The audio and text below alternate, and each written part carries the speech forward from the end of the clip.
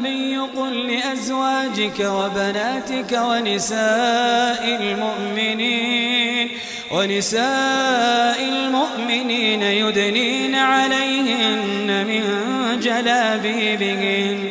يا أيها النبي قل لأزواجك وبناتك ونساء المؤمنين يدنين عليهن من جلابيبهن ذلك أدنى أن يعرفن فلا يؤذين وكان الله غفورا رحيما.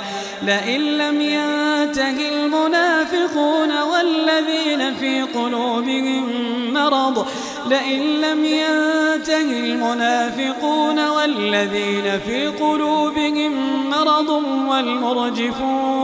والمرجفون في المدينة لنغرينك بهم ثم لا يجاورونك فيها إلا قليلا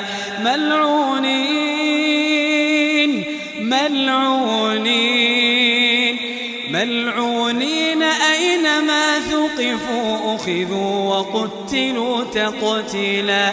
سنة الله في الذين خلوا من قبل ولن تجد لسنة الله تبديلا.